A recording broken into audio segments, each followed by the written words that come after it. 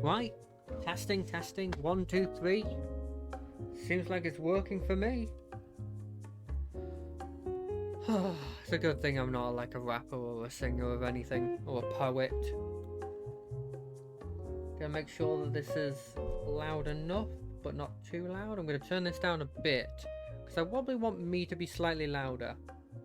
Anyway, hello to everyone joining. It's time for Monday, so that means the jazz lounge.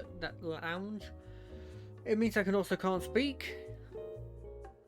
Mondays means it's the jazz lounge. Means I'm gonna play what I want to play to relax, just to get me into the swing of Mondays. And today I've decided they've added some stuff to Battlegrounds. Weirdly, I don't know why, because it wasn't really mentioned in an update, or at least they haven't changed the. I don't really check the updates. Okay, so it might have been mentioned in an update, if I'm being completely honest. Anyway, am I just gonna get into it? Yeah, I'm just gonna get into it. Just to see if this captures. Boom. Boom. Oh, it worked. Nice.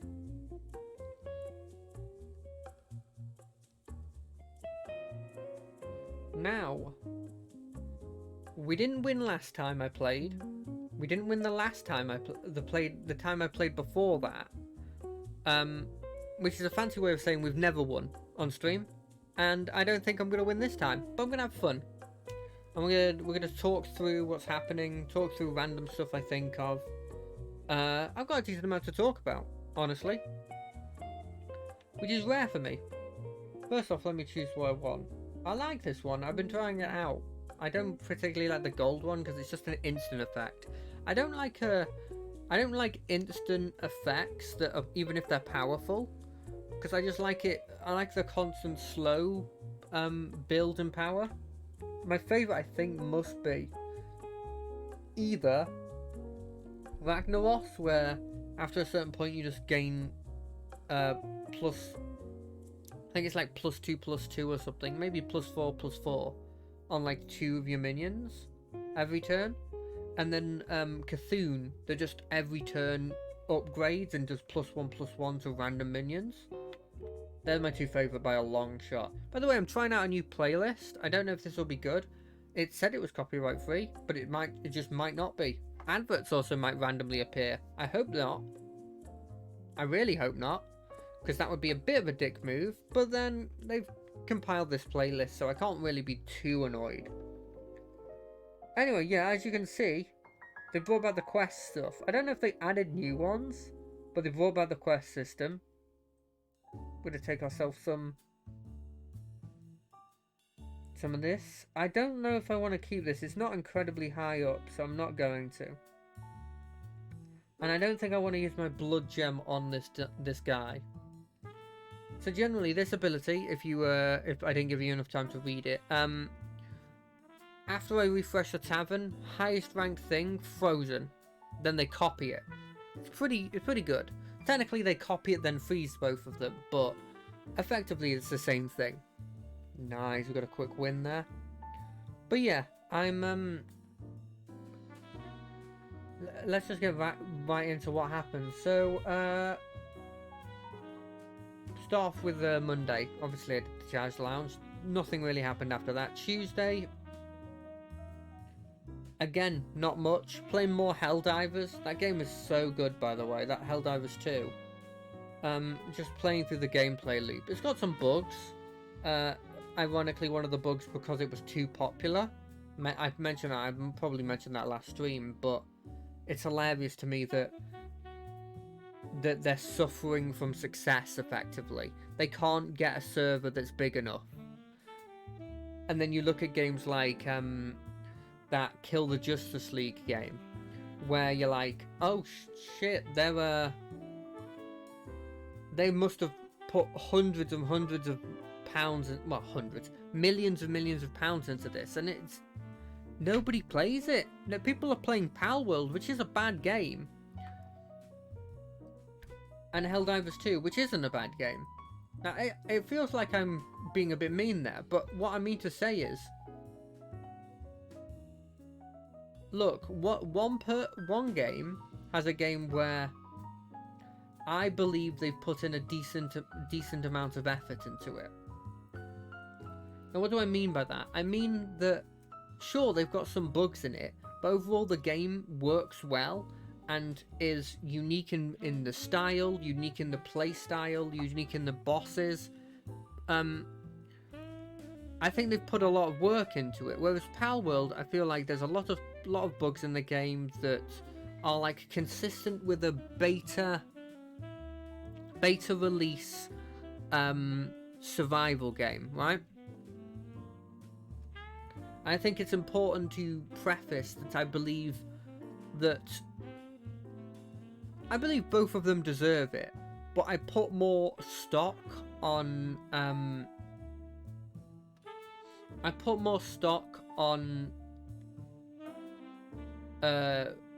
what they did over what sure, I'll go with this just because that's what I'm doing. I put more stock on what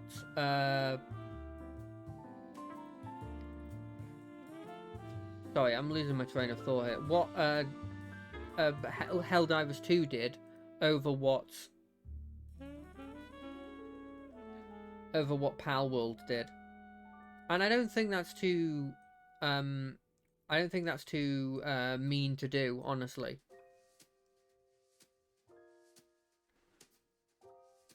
But yeah, I played a bit of that. Wednesday came around, we played some more of Rogue Trader. I'm a huge fan of Rogue Trader. The more I play it, the more I realise that I think the problem, in my opinion, was never with, well, before I thought the problem was with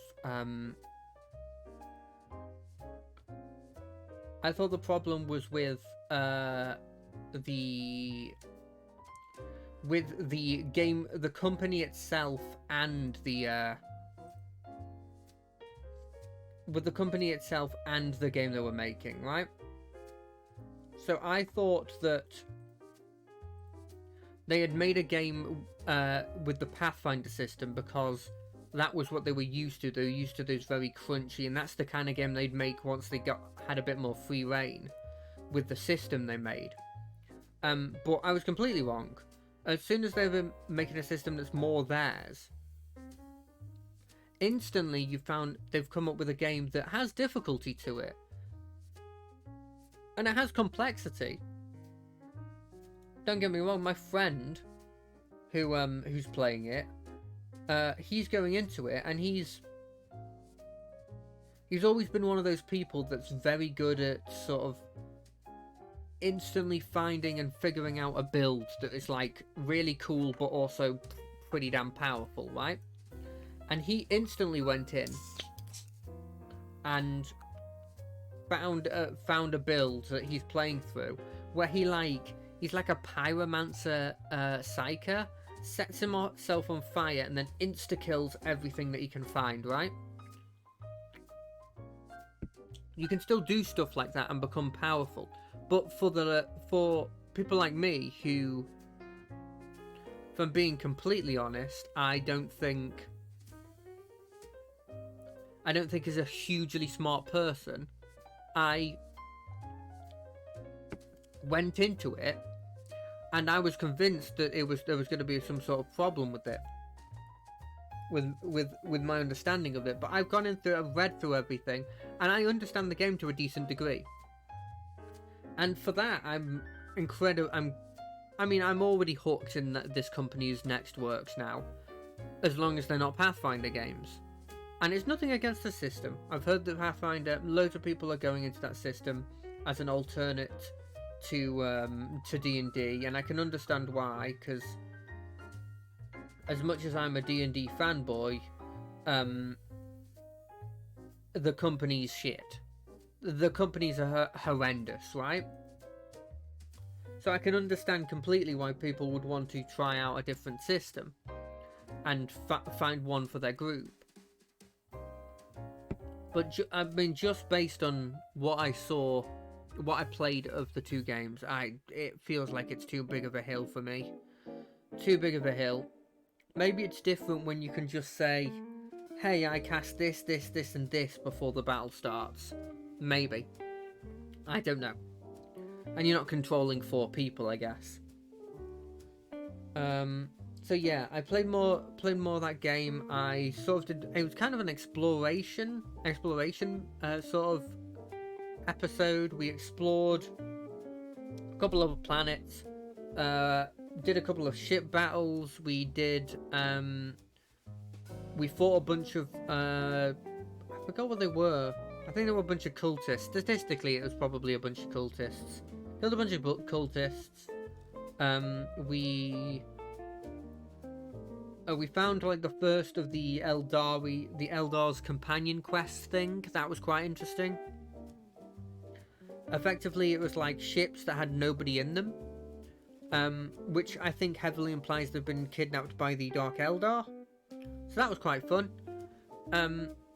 But and I mean, like the rest of this week was, I mean, mainly just me playing Helldivers 2, which I imagine the vast majority of people watching were also doing, because it's done incredibly.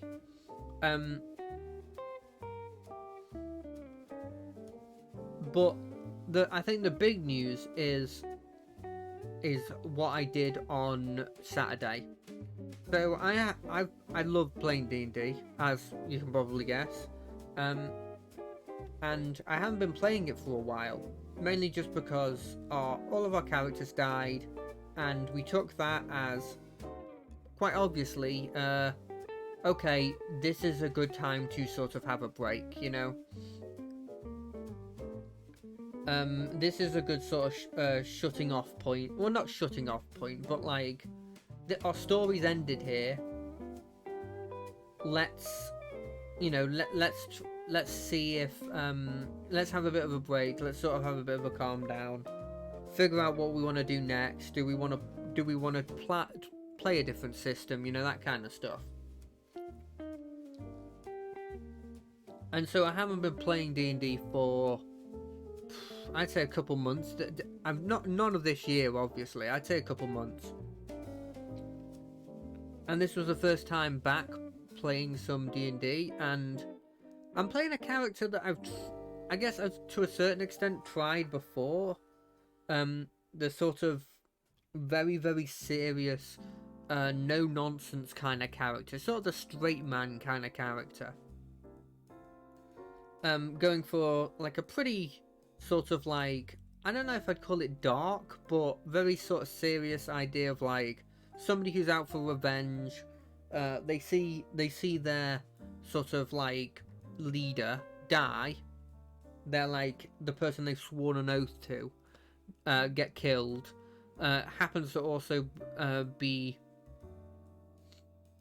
happens to also have your family that betrayed said guy, and you vow revenge sort of as an honor kind of thing to, you know, to get at these people and to get out who killed him, and to sort of, I guess, regain your honor, but also to, you know, get back your lord. Because when his lord died, it was kind of like a, if your lord dies,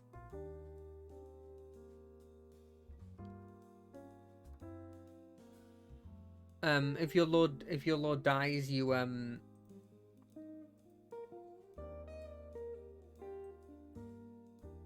he sort of gets reincarnated. Sorry, underscore and okay. Nah, I mean, I understand what you're going for here, but I'll be honest, I think this is a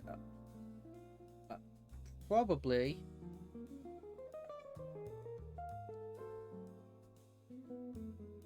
a bot of some variety, if I'm being honest, and I'd love to figure out what to do in that situation, but I don't know how to. You know what? You're going to give me good work here, because I'm going to use this to figure out, after I've done my turn, figure out how to stop messages from coming on like this, because I mean, this kind of stuff, if you're not a bot, it's just not what I want in this kind of thing. And if I'm being completely honest, statistically, if you're putting stuff on here, you're probably a bot. Anyway, now that that's done, let's move back to this and see if I can. Okay.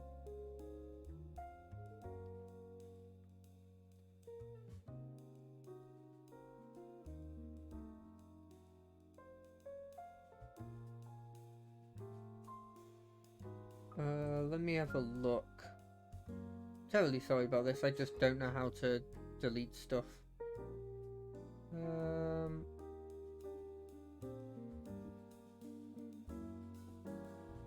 Oh, sorry, I'll try after this. Sorry, I know it's put a bit of a down on the mood, but I'll figure something out. Luckily, this turn is decently obvious for me. Cool. Right, as I was doing here, mod view.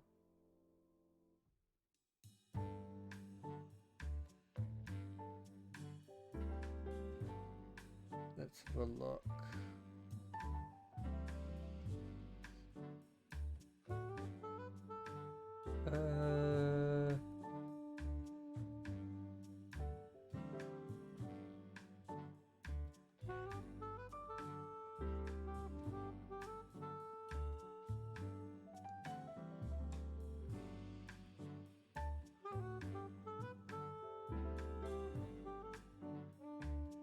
I don't know what this is. Okay, I can't figure this out, so I'll try and figure it out ready for next stream. But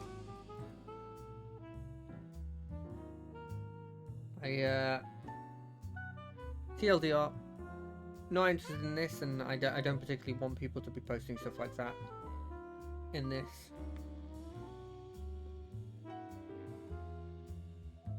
Anyway, as I was saying, it was a straight-laced, sort of serious character that I was trying out, and I was a bit nervous because a lot of I've talked about this before, but a lot of characters that I play are mostly just I've never been particularly confident in playing these sort of characters, sort of like getting into the mindset of someone else. So a lot of them just turn out to be like me in a sort of like me, but in a video game, if that makes any sense. So me, but like if there wasn't as many consequences to what I did, me. And this time around, I'm sort of playing. I'm the closest. I'm just trying to play something different. And I'm not sure if it'll come across completely, but I'm trying it. And there's also a thing of like I'm trying to. Oh! I actually thought I was completely and utterly dead there when I'm only slightly dead. Well, first out, but also. What can you do? Middle of the pack, so I don't lose anything, I think.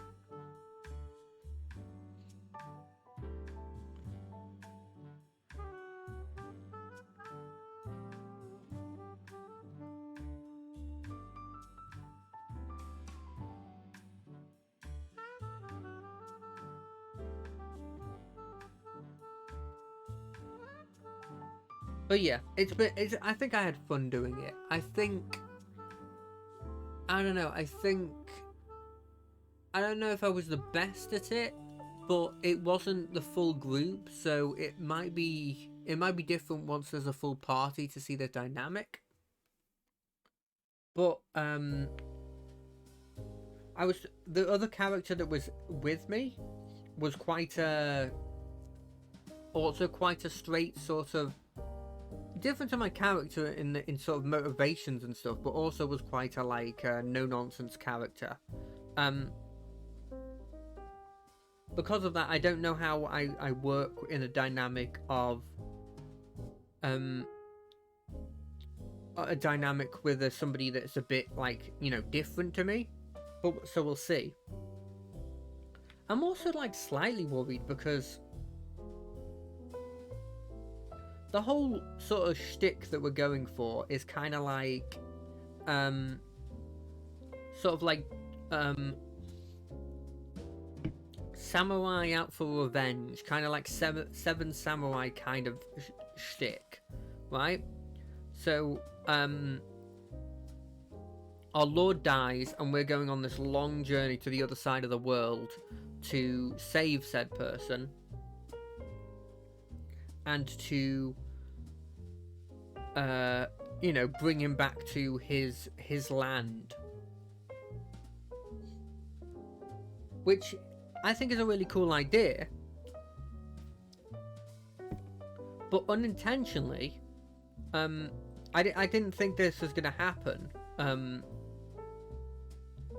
I'm not against it, but it was a surprise to me. I didn't think that the sort of effectively the Lord dies, and the sort of the council that overarch is like effectively the emperor of this land. Is effectively going to disown this whole area and we're all going to be the lowest class citizens. Outcasts at worst, at best, like the lowest class citizens. Because we effectively failed. Sorry, we effectively failed at protecting them. And it's a fucked up system where even if you were a citizen of this place and you had no idea what was happening, and you had no influence on the whole thing, then you're still punished for it.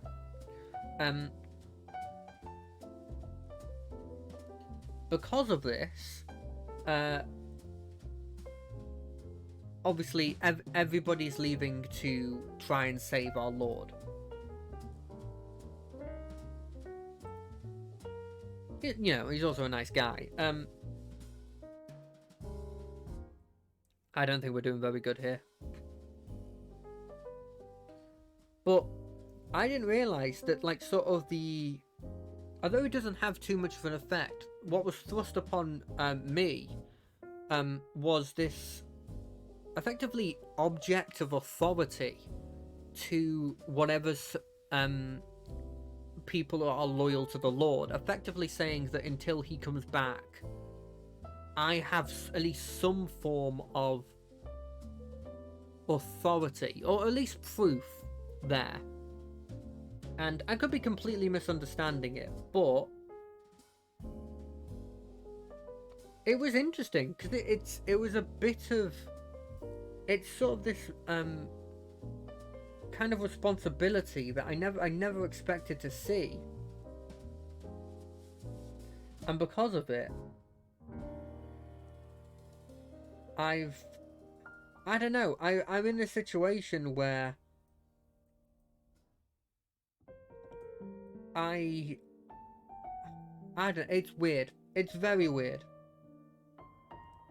But I'm looking forward to seeing where this goes. And I think my dynamic with the guy that was there, even though we were both sort of straight-laced characters, I thought was pretty decent. I thought we had some decent role-playing methods, and I'm very much trying this time around to go into it and to describe, not necessarily my attacks, but at the very least describe how I'm feeling, what's happening in a certain situation, how, like, visually my spells and you know, features and abilities come out. So it's like I'm sort of theming them very, very much like they are, you know, very dragon related, because our lord was a dragon. And, you know, that sort of theming I think it's been pretty I think I've done a pretty decent job of. The problem is I don't know it's one of those weird things. It's like when you have friends, to a certain extent, you always assume that like your friends are gonna be. I don't know. Like I'm never sure if they're just being nice to me or whether they're actively saying if I'm doing a good job or not. Because I never know if I'm doing a good job, and I'm always going to assume, err on the side of me doing a bad job. And it's not the right thing to do, but it's always what I assume. It's always what I go to. It's like, oh, when in doubt, am I doing a good job? Am I doing a bad job? When in doubt, probably doing a bad job. It's always been my go-to.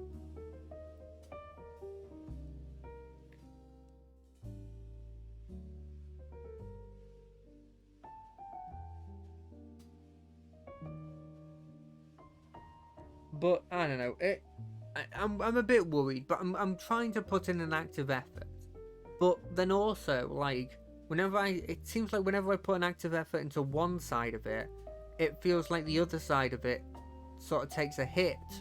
So, for example, I think I did okay in describing what I was doing and like getting into character and to keep like not necessarily a voice but a tone to my character that made it seem like it's more more of a character and less of just me. God, I don't know what this is. I don't hate it though.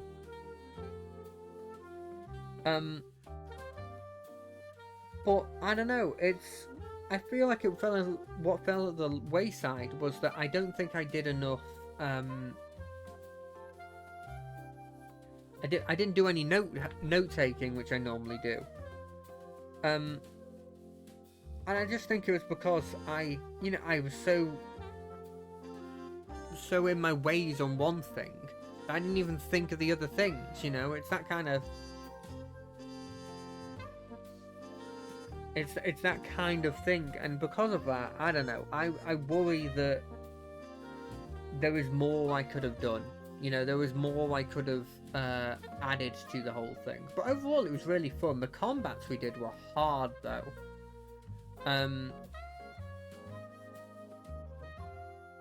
The combats were. So, for example, like we were dealing with, we were effectively doing a much sort of harder version of a much more higher powered version of, say, a normal like campaign. So we started at the level that our previous characters in this world had died. So we started at level 6, and we also happened to give like this little buff that was that anyone who was a martial, uses a martial class, they get access to a special thing, which was everyone who was a martial class got the martial adept feat, right? Which meant everyone had a maneuver of some kind, which isn't huge, but also you add on to that the fact I think we got a free feat, and you've got yourself access to a lot of abilities that make them pretty freaking strong, right? And because of that, his sort of thinking was, I'll give you all of this, but then I also won't hold back on the encounters, which makes sense. But we effectively died, for lack of a better word. He was like, I don't want people to die in this, so I'm gonna say that you don't die here. But we effectively died there.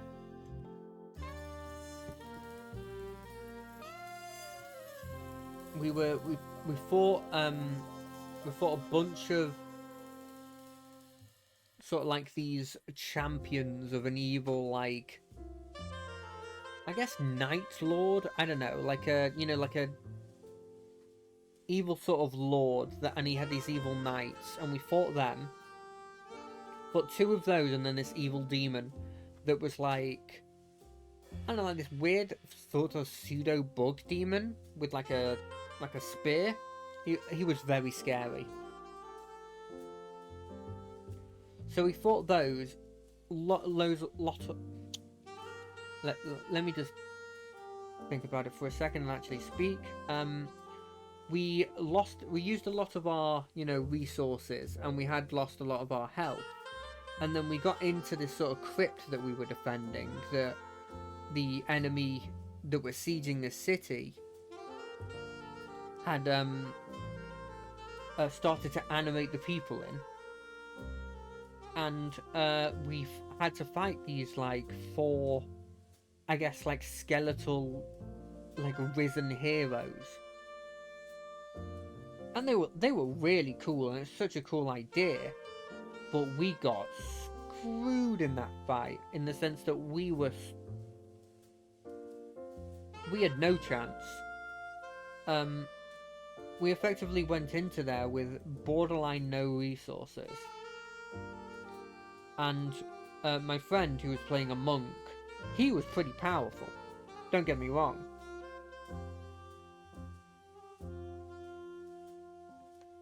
He'd made this Kensai monk.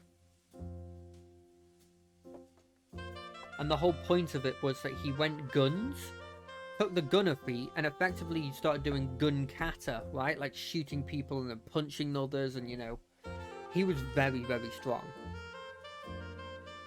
But even he couldn't fight them back, and we were done in immediately. It didn't also help that the enemies had attacks that we couldn't heal after we got hit by, which meant I couldn't use my lay on hands to get myself like 30 health. But I mean, we just got the problem was we just got a decent amount of bad rolls, and in my opinion, I think I used too many of my resources in a fight I didn't need to. But I was just so scared of the damage that the enemies were doing. Anyway, although we did actually like die in it, I think I had a lot of fun with it, and learning about this sort of journey that we're going to be going on, literally a journey to the west, and knowing that at the end of that we're going to an area that I know quite well because it was the sort of like it was the setting of the previous campaign. Gives me like this whole thing of like I'm looking forward to the journey and I'm looking forward to the destination, and so it's going to be interesting to see, because effectively with what he's done on the journey there, he can ask us, and he can add stuff into the journey that like maybe we were like, hey, we kind of want to do this, hey, we want to deal with a jungle full of like evil lizardmen that do blood sacrifices. Like if we said we wanted to do that, there's nothing that says that he can't do it, right? There's nothing that says that he can't just go, oh well, then that happens to be in the way on your journey. And so that's going to be pretty fun. And I'm looking forward to that a decent amount. But I think it made me just remember how fun sort of role-playing stuff is. And just like having it where you can talk with people, and you can sort of get into a character and be something that you're not normally, and getting invested into a world and doing what I very much like doing, which is finding a source of like something interesting in the lore, sort of like be like focusing on said bit and then making a character around it so that you can see more of said thing, is something I love doing, and something you can do quite easily in this. And so I don't know. I really look forward to it. And don't get me wrong, I love D&D, and I know that many people in my group want to try other systems, and I'm up for it. Like we're considering doing a maybe a one shot or maybe even a small campaign of the Lancer TTRPG, which is, you know, big mech kind of stuff that seems quite interesting. I've got an interest in it, but I'm more of a. I think I'm in the minority in saying this, but I'm a bit more into the sort of the lower down kind of the lower tech, I guess, mechs compared to the people in my group. So I have no interest in the ones that like have effectively magic powers, or you know, like the Gundam ones where you're like, at some points you're like shooting lasers, and you know, I mean, I don't mind lasers, but you know, I had more of an interest in the more like grounded ones. But I love the system, especially in Foundry. Normally we use Roll20 for our stuff, and it's a great system, don't get me wrong, but there is a lot of limitations to it, right? There's a lot of sort of dynamic things you can't do. For example, one of the things that one of the my DMs has brought up is that he'd really like the ability to make a layered sort of map. So have it where, like, maybe you're storming a castle or something, and above you there's a bunch of archers that are shooting down at you, and you make your way up the stairs, and then you're dealing with those archers. You know, that kind of multi-layered thing. Or even just a cave. Like, having the ability to do multiple layers is such a kind of like important thing you don't even think about, but it makes complete sense for like TTRPGs, and you can't really do that unless you do a decent amount of fiddling around and do some, like, I guess, like sort of like theatre of the mind kind of things. Until you do something like that, you can't really get the effect that you want, or at least we haven't figured out a way in which you can do that.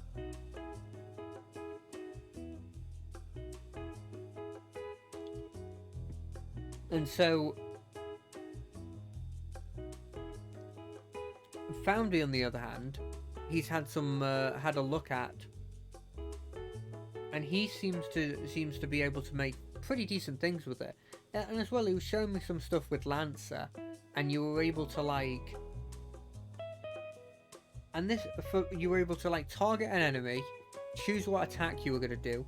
It rolls your attack, their defense at the same time, and you could add like an effect that like literally shoots something from your mech to the other mech, and just like an explosion effect. You know, little things that are really cool that I realise now. Obviously, I don't know a ton because I don't DM, but I realised that having these tools would be really useful for like ideas I've thought about for bosses before. And you know, I've been on this sort of I've been thinking about like boss ideas, because I don't know, I had this idea of doing kind of like maybe like a boss rush kind of like one-shotty thing, where I make people make like decently powerful characters, and then I put them against boss fights that I had sort of come up with that I think would be cool to see done. You know, just figuring out if like some mechanics you see in games can be translated into a boss fight in a way. So like, you know how this maybe isn't the best example, but because I know this one can actually be done, but you know how like gonna move him to here. Sorry, I was just thinking, you know how like in a lot of fights you'll have situations where if like a big boss hits a certain health, it splits into 2 or splits into 4, and maybe they each take a portion of what abilities it had. So maybe like the idea I always come up with is like an elemental made out of like the 4 like base elements, and as like a perfect combination, or like it's like a combination. So maybe its arms are like earth, its head is air, like its body is water, and its like legs are fire. And you fight it for a bit, and then you hit like a certain health threshold, and it starts to like collapse, and it explodes into these 4, you know, 4 powerful elementals that you then fight. And in the process, they sort of unite together, and it's like he sort of realized at that point that like perfect synchronicity with his other parts to himself, and then you fight like a perfect version of himself, where he's now gotten over those like that little hump of like what he had before. And I thought that'd be a really cool boss fight to do in like in D&D and stuff. But I don't think I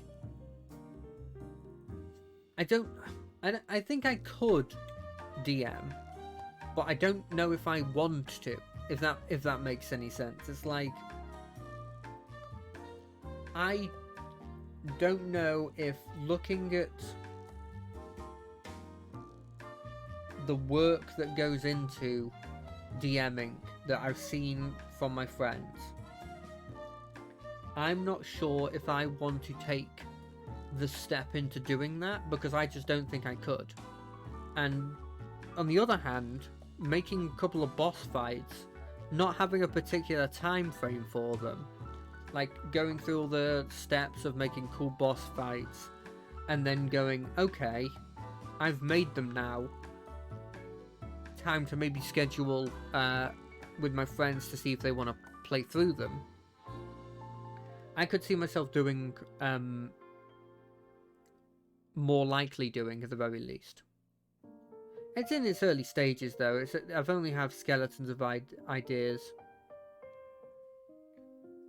But yeah, getting back into D&D, and frankly watching D&D series and like and all that sort of stuff, and the height of the popularity of Baldur's Gate 3 and stuff has definitely made me go back, and I started reading some of like the old lore. I say old lore, like some of the 5th edition lore in some of their books about like different cultures. And I mentioned this in a tweet, but God, I love what they do with the giants. I think my opinion on the giants, sort of like, I've always loved them, right? I've always been a huge fan of the giants, and just reading the lore again, it's just they're so fun. I like the whole society they have with the strict hierarchy thing, that is like this. It's not good, right? It's not a good thing to have. I'm not for a second saying that like it's good to have, but it's fun to see, and it's a fun dynamic to give a group, in my opinion. At the very least, I've had a lot of fun thinking up ideas of characters using it. Sorry, NPCs, not really characters, but I've loved their aesthetic, and especially the fact that the later you get, like, you know, the stronger you get with the giants, the more they become like elementals, and I'm a big fan of elementals. But yeah, their lore, very, very fun. I think without a doubt, if I ever did do a campaign, one of the major villains would be giants, because they are just so fun. The idea of like a cloud giant that sort of appears over a city in a floating mansion in the clouds and drops down like, you know, an army on the city of like giants riding rocks into battle, like they did in the lore back in their heyday. Or like the idea of like a storm giant just walking up to a city, and you look at it and you go like, it's this towering behemoth that you can't even hope to really comprehend. Never mind like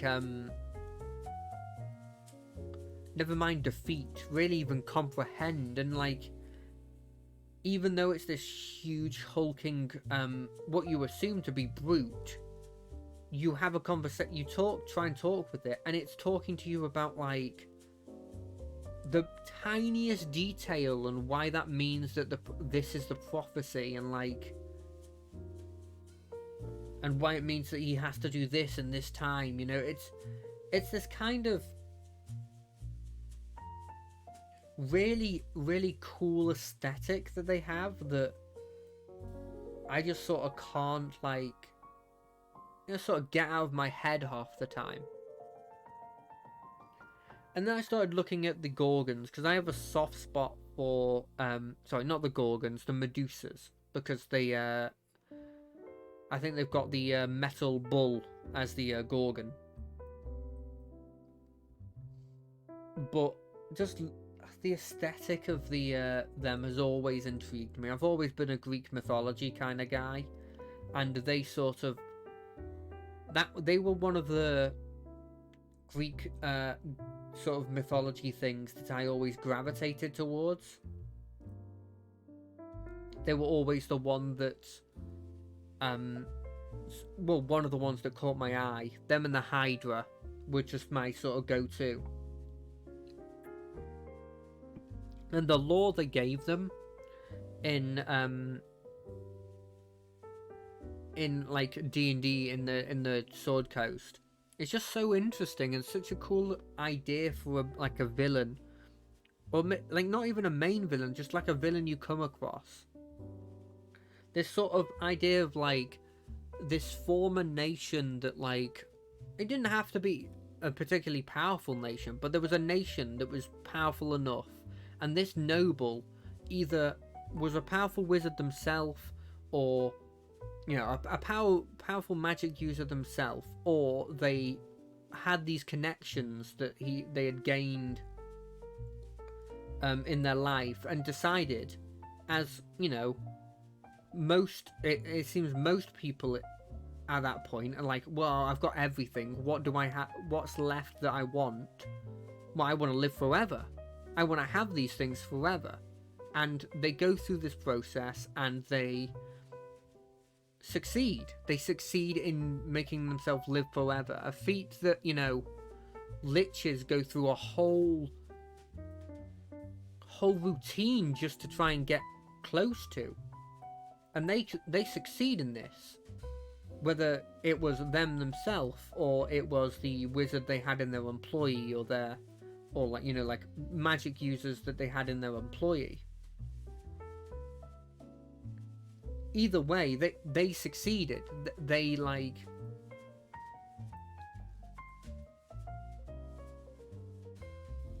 they got what they wanted. And then you have this situation where, like, the gods see this and they go, this ain't right. You're not supposed to have this ability.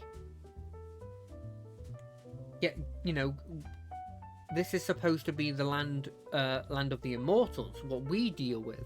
You can't have that. And then they curse you with this curse of anyone you see turns to stone. And this, such a cool idea for a villain of, like, maybe it's a former noble of this kingdom, but way back, that like knows the secrets, knows, like, knows, like, you know, the hidden secrets of the kingdom, and has gathered up a force because they have access to all these old pacts that were made between nobility, and like maybe they in the process of turning themselves immortal were able to, with all the secrets and money and power that they had, make themselves this army, or maybe even take the group that they used to rule over as nobility and take them with them when they got exiled in some capacity. Either way, the idea behind it is just such a cool idea.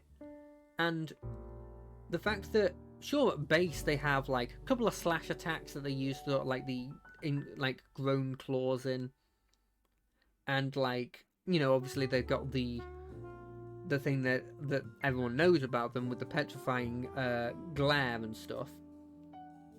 But what gets me is the fact that they sort of this little optional rule that they bring up that felt really obvious once I thought about it for a second, and they're like, hey, you can make these creatures have levels in a class.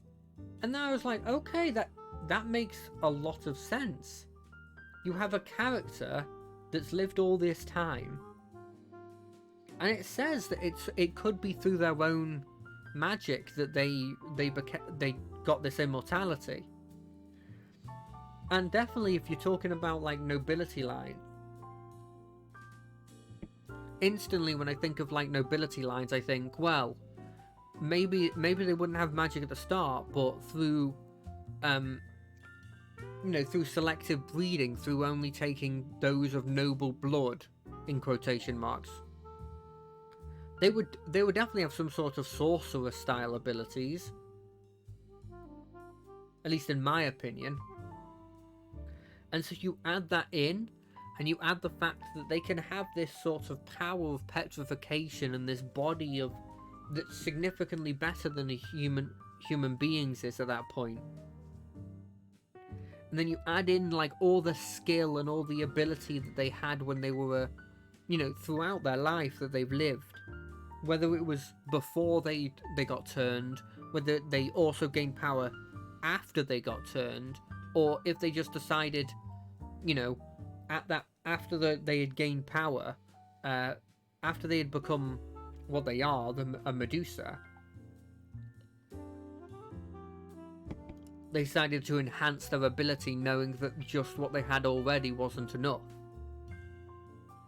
And the way you can play that, it's like you don't have to play it as a brute, you can play it as this proper, like, I am what happens if the nobles that are always talking in half-truths and, they're always, like, having allies, and at one point they're allies, at one point they're enemies, like, joining arms and then backstabbing other people. That, that's part of nobility, and they're, like, the culture behind it. If then you just add the fact that it's like, yeah, what if one of those people that's gone through all of that and has lived through that and thrived in that to the point where they are considered, like, incredibly proficient at it. What if that person decided to, had lived for that long, that they, that those powers never got rusty? How strong would that kind of person be? It's such an interesting, at least for me, it's such an interesting concept for a villain. And then you add in little bits like you can get these creatures that are like stone statues, but what actually is like, it is the power of it's what happens, pardon me, when you turn to stone by a Medusa, and then you're infused with that magic, whether it via time or via, her personal, like, influence on your, like, now stone body.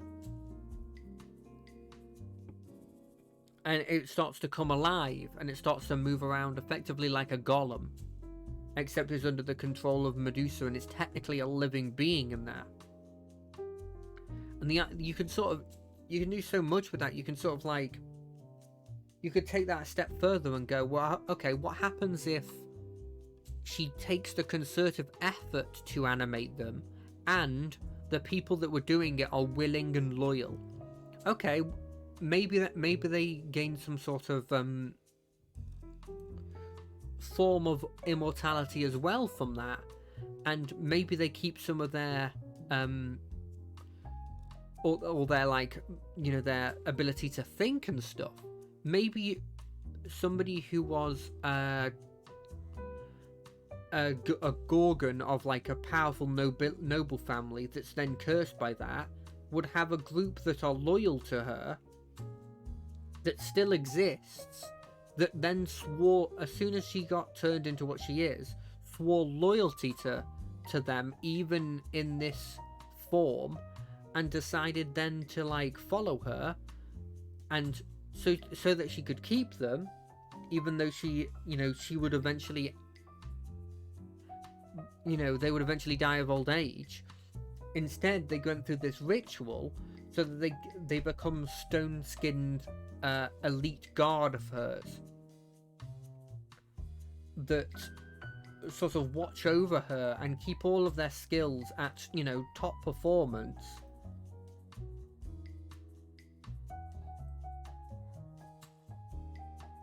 Like, even now, and are able to... I really want this. I really want... This one's the weakest, right? Ooh, I could get another one of those. But I don't have enough for it, so I'm going to keep rolling. Guys, I don't think I'm going to win this, but it's going to be interesting. But like having this elite guard of like stone-skinned sentinels to this Gorgon, such a cool idea. And then, like, that's just sort of one way you can go with it. And just looking at those tidbits of lore and using it as sort of like a jumping off point, I realized, like, as much as I do a lot of the time, well, almost all the time, prefer the more homebrew style of like of like my friends' worlds, where they've built this whole world and I get to see it and like really dig into it and all the intricate detail that they've done. There is a part of me that's like, okay, yes, this is really, really cool, but I'm not going to discredit how good some parts and tidbits are from the actual D&D books are. And I think that's something that took a while for me to realise, because initially I was just like, well, homebrew's the best, and frankly, although the system's good, the D&D worlds are shit. D&D worlds are like horrendous and there's nothing you can gain from them. And then seeing now some of the stuff you can sort of take from really makes me kind of like more appreciative of like some of the things they like that have been done. Don't get me wrong, like, it's a shitty company. It's a horrendous company. Many things they've done sort of inarguably, like, they're inarguably bad, right? And this isn't me going out on my way to defend them. Definitely not. But I definitely think there's stuff you can take from it. But I'm going to still play the game because, if I'm being honest, well, there's kind of two reasons. One, I don't give a single penny to them. It's just true. Whether I look at the book from my friends getting it, or it's something. If I get it via different means, I never give them a penny, and I haven't. And secondly, if I got rid of all of the products that have done, all the companies that have done bad things, I would have lost a lot of my passions. Like, the amount of scummy things that have been done by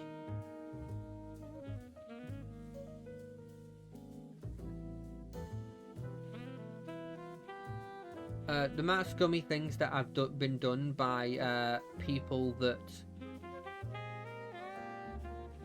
like the amount of scummy stuff that has been done by companies that I really like the product of is so huge. You know, it's like Wizard of the Coast. You've got like Warhammer.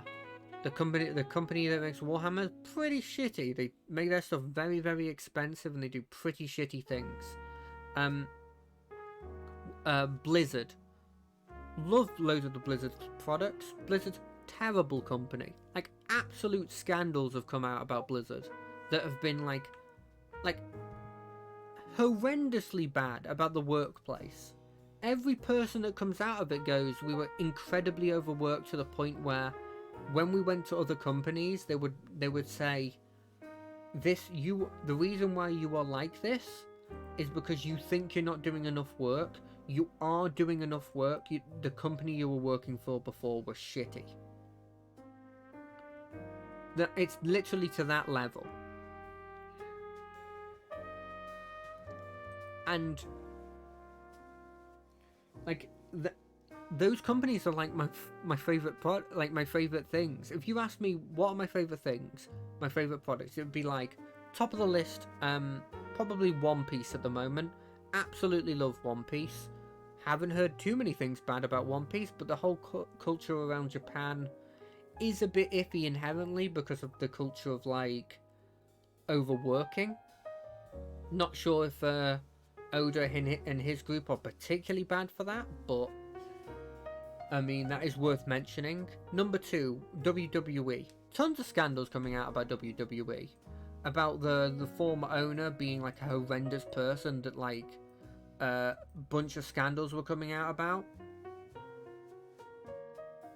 And then third, probably is going to be Wizards of the Coast, or more specifically D&D. But I do quite like Magic the Gathering as well. And so, like, all these, except for maybe One Piece, all of these companies are bad. Like, fourth is Warhammer, fifth is probably I guess not. Blizzard's pretty low down on the list because the actual like the world's cool, but there's not a lot of stuff for it.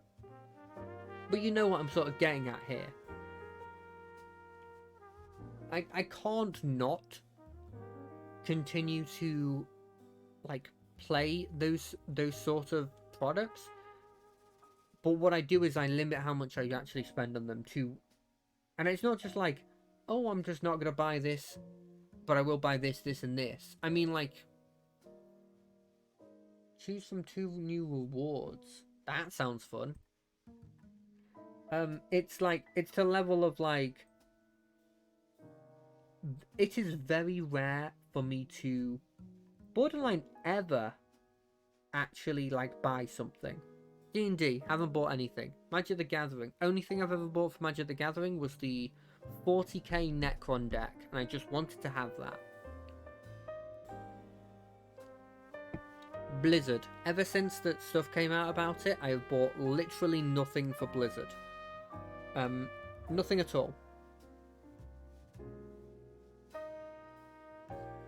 We talk about Warhammer. Haven't bought a single model for Warhammer. I've bought some of the games, but I don't think you can put that on the company that makes Warhammer on the stuff that the games did. WWE, again, haven't purchased a single thing for. You know, it's this kind of thing.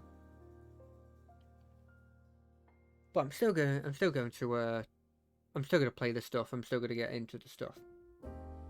By the way, speaking of blimmin', like stuff I like, I have been absolutely adoring. Oh, hello. How are you? I'm doing good, thank you. But how are you doing?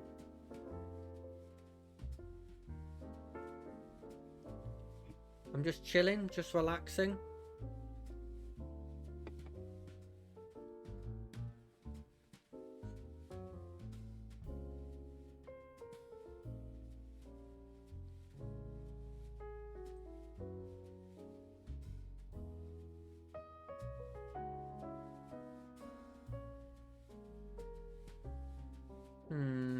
I think I'm gonna go demons, but I've got a feeling I'm already being cut off from demons.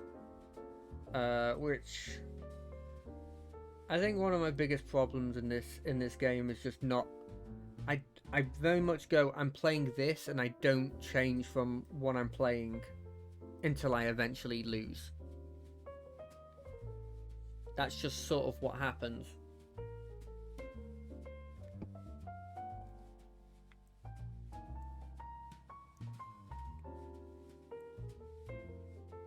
Which is I know is wrong, but I've never been good in these games at like realizing that I'm being cut on this tribe and trying a different tribe.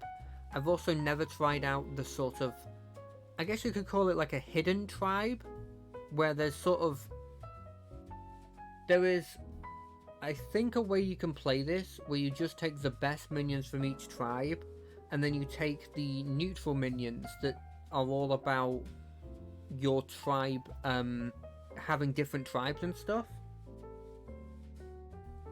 and buffing them. I think there's also just a pick all the divine shield tribes, although I think that bleeds into mech a bit.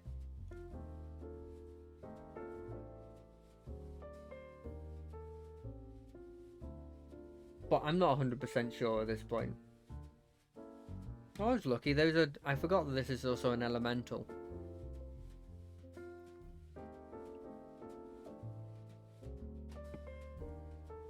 Do tell me, by the way, if the music's too loud. I think I've sort of gotten it okay, but I haven't double checked. But yeah, by the way, speaking of things that I'm a fucking loving at this point. I continued what I've been watching. I guess not watching, reading One Piece recently. Sort of trying to, sort of watching them weekly. I've sort of caught myself up near the end of the last arc, and it's been so good. It's insane to me how long this series is, right? It's like there's other stuff that has gone on for longer than One Piece has. But there's not a lot of stuff that has gone longer than One Piece. Has gone to the level of One Piece that has continued a long story, right? Because like The Simpsons, for example. The Simpsons has gone on for much longer than One Piece. I'm assuming at this point. They're different mediums, but I think Simpsons has been going on for longer. But there's not like a huge overarching story to The Simpsons. Whereas like One Piece has an overarching story to it. You know, to me it's insane how long it's going for. And there's some children's shows that have, you know, that are like mangas that have gone on for longer than this. But like all of them, I imagine, are just sort of like, either they're like monster of the day kind of things, or they've... Ooh, that was lucky.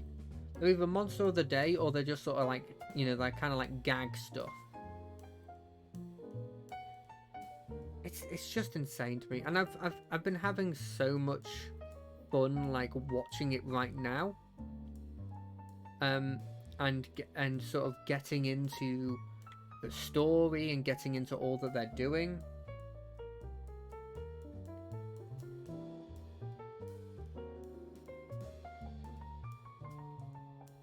It's been really, really fun to see. more than anything.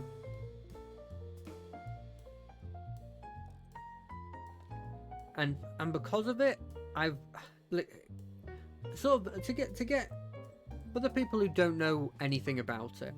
It's this really long running series about a group of pirates, a pretty happy-go-lucky sort of like. If you've not watched anime before, think of it like you know, sort of the cartoons like Ben 10, for example. If you were my age, it's sort of like you've got the hero. He's going on a journey. I guess that if you're around when like the Avatar the Last Airbender was around, you sort of got the idea of like the genre sort of style of it, right? And they're quite different shows in both like the story and stuff like that. But there is some similarities that if you had no idea about anime before would sort of lean you in the right direction. It's similar in the sense that it's got this pretty happy-go-lucky sort of identity to it, but then also not so secretly. If you look into it like below the layer, you realize that there is actually a lot of like really bad stuff happening in this world, and this world is horrendous.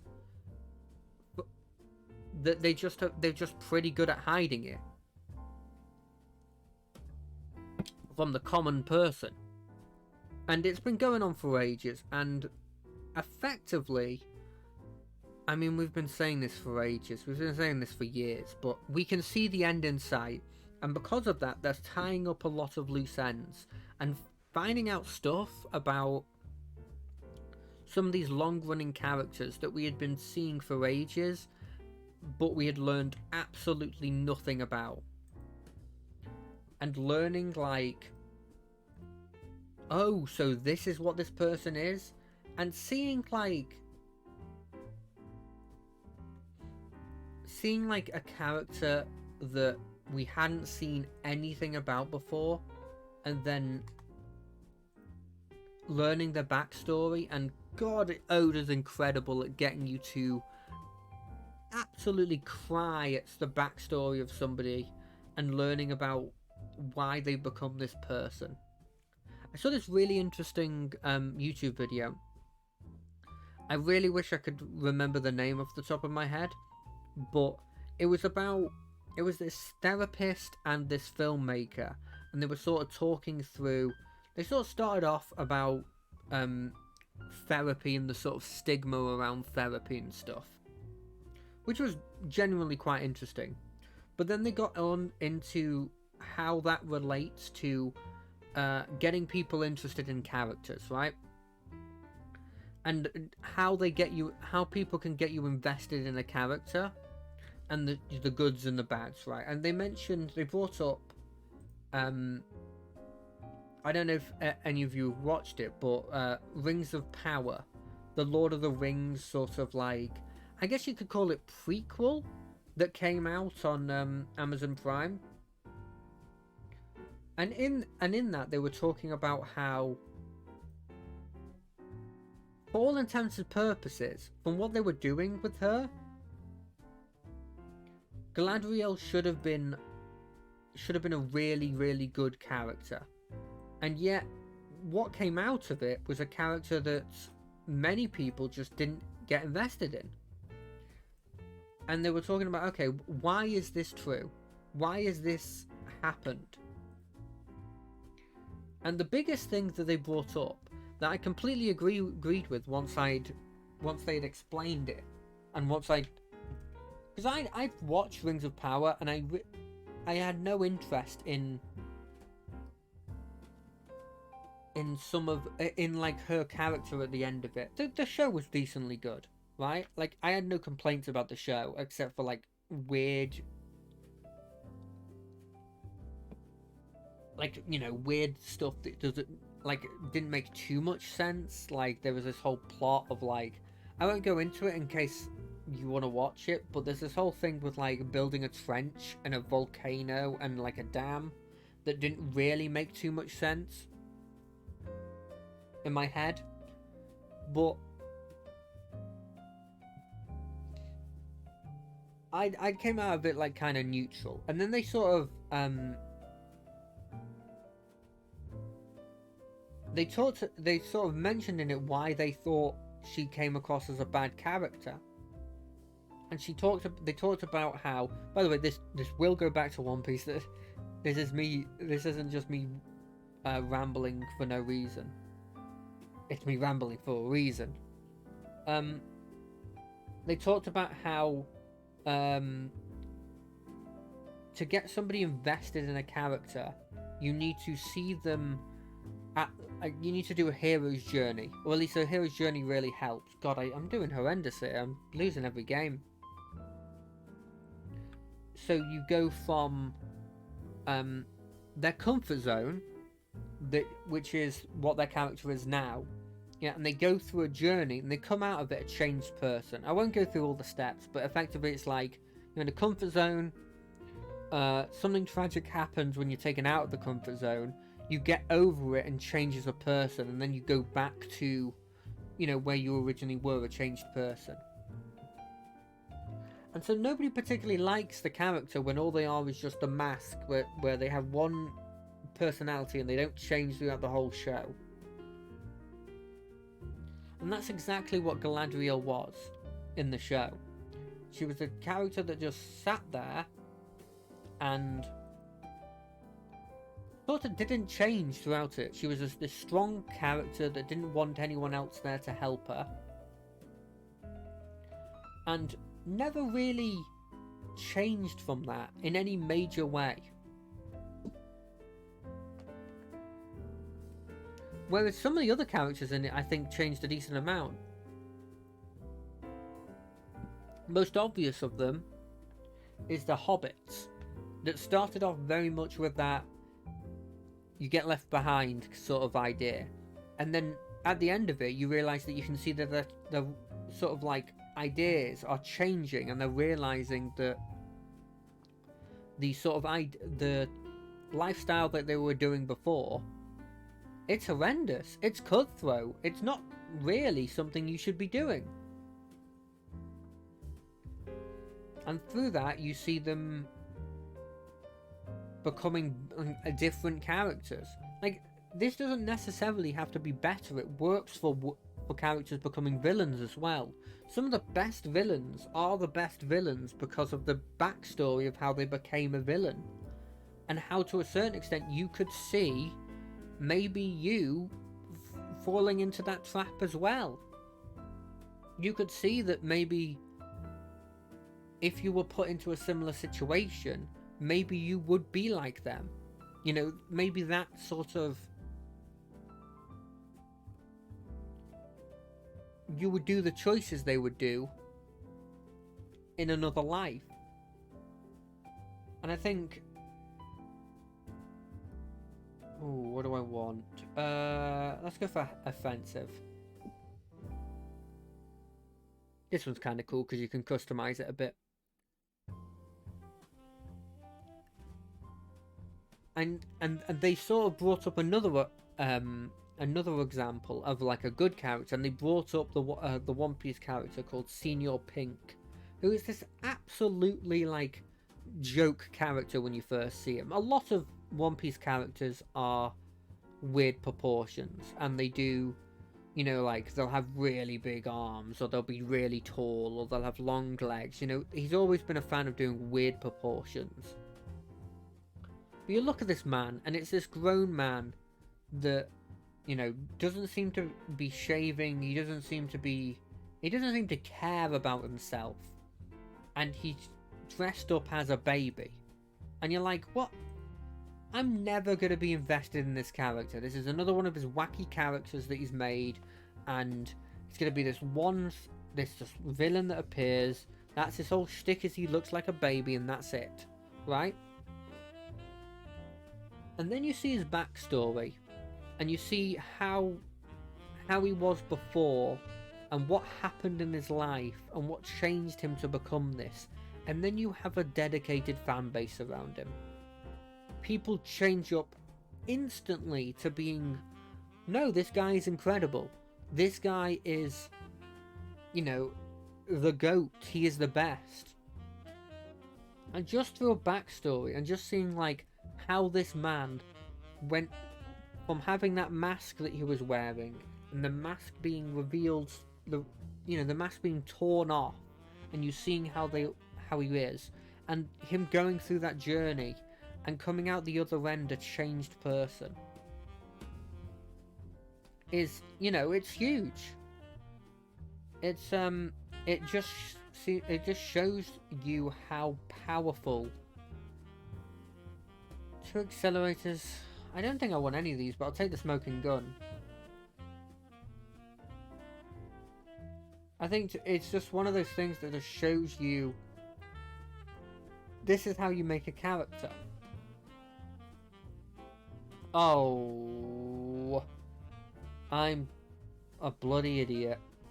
Well, I guess I guess that's just me. Anyway, I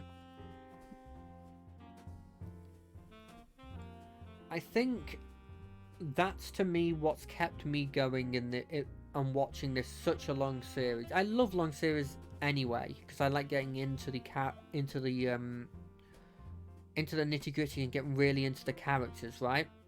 But in One Piece, the thing that's kept me going throughout it all is that you have characters like that, both heroes and villains, that you see their backstory, you see their personality change, you see their character growth, or the character, I guess, their character wither and become, jaded and evil. And it's done so many times and makes so many interesting characters. And then you have those characters, in addition to being really cool and interesting, they don't disappear. 300 chapters later, they talk back about those characters you'd seen in chapter like blimmin' 30, and you find out that they're fine, and not only are they fine, they're a major part of the series again. And it's stuff like that where you're like, Jesus, this is incredible. It's not for everybody, right? And the earlier stuff is definitely the worst because it suffers from being an older manga. I mean, for example, I think it's comparable to how old I am. It's that old.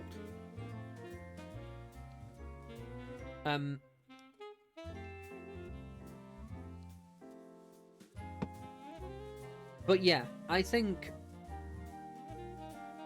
if you can get to the point, to the Alabaster arc, you start to very much see him hit his stride and make very cool and interesting characters. And then if you can get to Water 7 and the Ennis Lobby stuff, you then realise, oh god, this guy's not just good. There's a reason he's in the big three, and there's a reason why he's of the big three. He's still going, and he's still doing incredibly. It's because this man makes incredibly compelling characters, and then in addition to that, all of the characters in the crew are like really fun and interesting characters. And there are complaints that to a certain extent I disagree on, but I understand where people are coming from. For example, people will complain that he makes every woman character look exactly the same. And there's no defending that, right? He does that. But I don't see that as being like a particularly hugely negative thing in terms of the story. Do I wish that there were some good people that were women that weren't hourglass figures? Yes, of course. And that weren't like made to be the ugly character, right? Of course I do. Of course I wish he could even though he makes all these weird and wacky shapes for men, of course I would wish he would do it for women as well. But it doesn't affect the story, and it's never been, oh god, I love this character, but they have this appearance, so I hate them. And honestly, in terms of portrayals of women in manga, he does a very good job for a shonen genre, manga. The characters in One Piece, the main characters, none of them are considered to be damsels in distress that always get saved. They're their own people, and they're equally important to the crew than every one of the others. And it's not just like they say this, but it never really comes up. It comes up. There are characters in this, people like Robin, people like Nami, that if they weren't in the group, there would be points in the show where, straight up, it wouldn't have continued. And it's not some sort of ham-fisted thing where they're like, shit, we're gonna have to add something for them to do, because if we don't add something for them to do, we'll get complaints. It's genuine, like, this makes sense for a character, this makes sense for what's happening here, and because of it, this character is very important to the show. And that's another thing that I'm a pretty big fan of. You know what? Just to make it fair,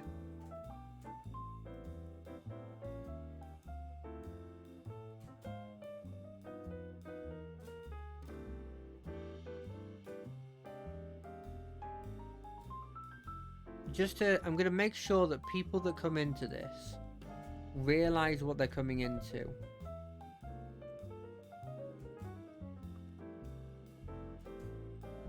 Because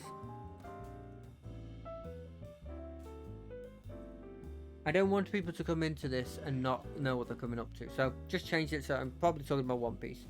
So yeah, I think it's got its complaints. It's definitely had problems before, but I think what it has shown is that it can learn from them. For example, people will bring up one of the complaints of being that they're not very good at doing LGBTQ kind of LGBTQ plus kind of like representation. I would say that for its time, it did a very, very good job. Now, bunch of caveats, of course. If it came out today, some of the stuff it did in its earlier stuff, I would obviously be saying it was bad. And it would be egregious, right? You gotta realise, the earlier stuff came out very, very early. Like, we're talking, tell you what, I found out specifically when, but it's been going on for a blimmin' long time. Let's have a look. Let's do this, and let's do this, and let's move this one up. Right, let me just alt tab and see.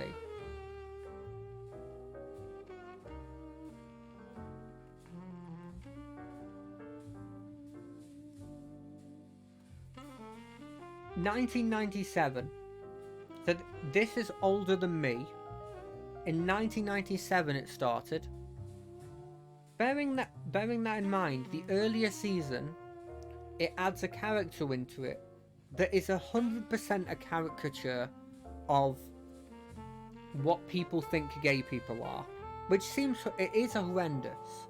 But that character not only is incredibly, like, a really good character, it is one of the most liked characters ever in that show, and it's a very well-rounded character that doesn't just become a caricature and isn't just there to be like, oh look, I'm funny because I'm gay. It's never that. He's a well-rounded character that also happens to be dressed like the stereotype, right? Then, immediately after that, in the next arc, in fact, in the same arc, these two characters become really, really big characters and really well-liked characters. There's another one. She's called Ivanka, who is very much the definition of, like, I guess the best word would be to, like, openness in terms of your gender, right? She's very much the representation of that, to the point where her power is that she has control over hormones and can switch her gender, right? This lady comes on, again, a complete caricature, right? But she is an incredibly fundamentally important character. She is a high-ranking, very serious character, and all that she does for the show is really big, and she's incredibly well-liked, and she's a very well-rounded character. And it's like, for the time, that's an incredible leap forward. Now, a couple of caveats, of course. Have to put these in because I don't want to be somebody to come at me about this. Yes, it is true that they do take a huge backstep because they have a character who goes to the land of these people, the person in which Ivankov is queen of, and effectively just badmouths them and runs away from them, and that's their training for several years, right?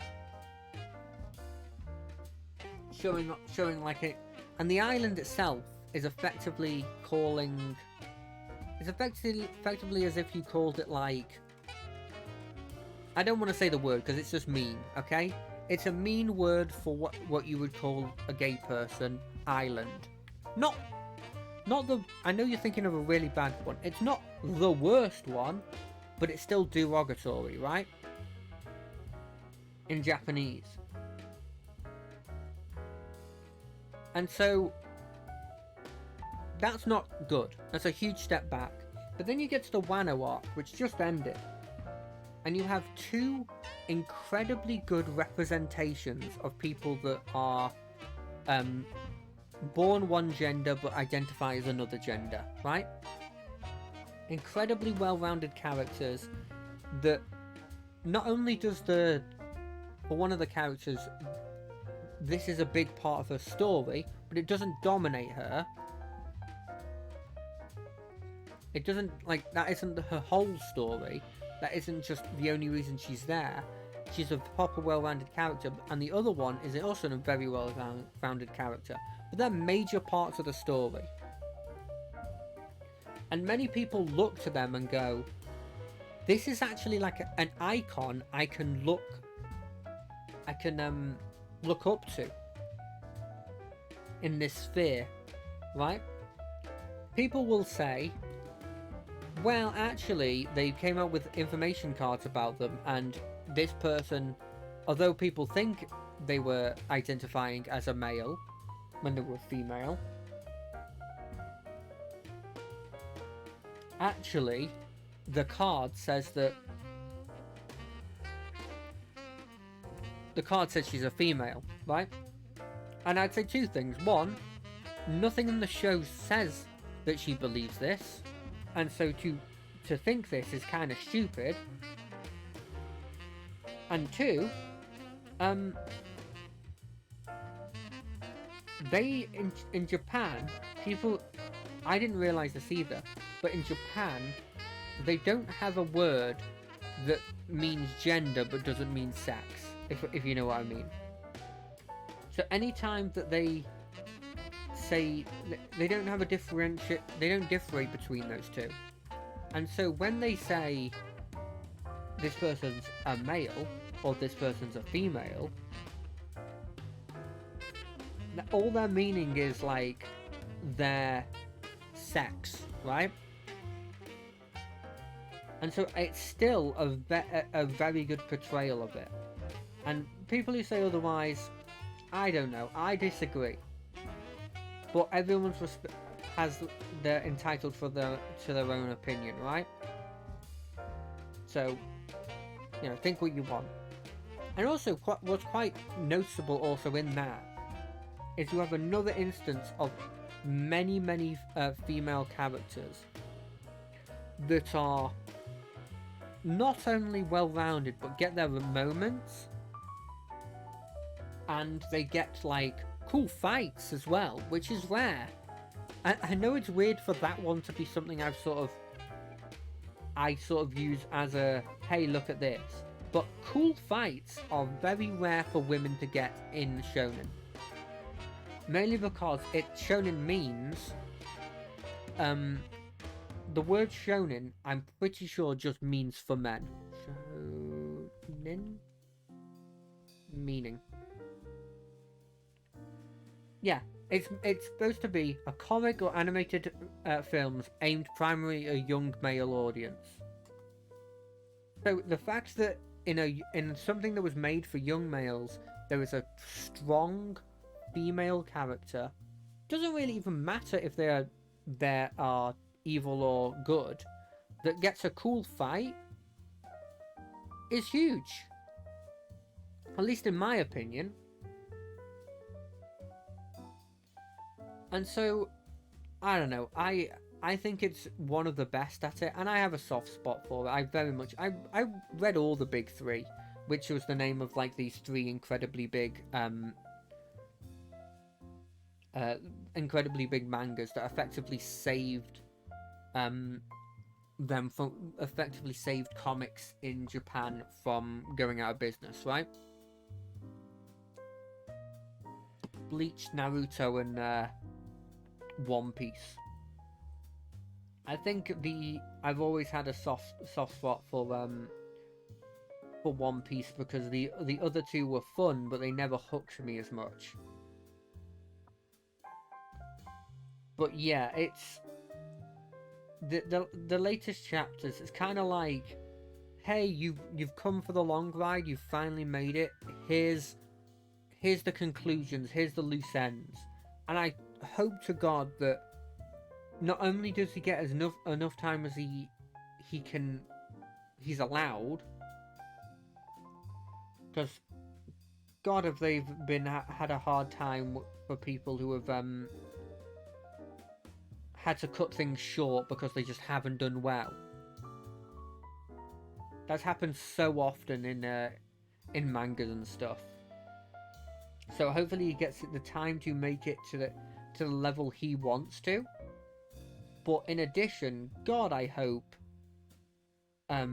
he gets to end it before. God, I hope he gets to end it before he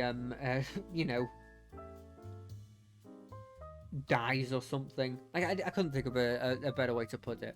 But God, I hope he gets to finish it. Because it is, if it gets a conclusion, I honestly think I honestly think that it could go down as being like a cultural like piece for history. I really think it can, and I know people will be like,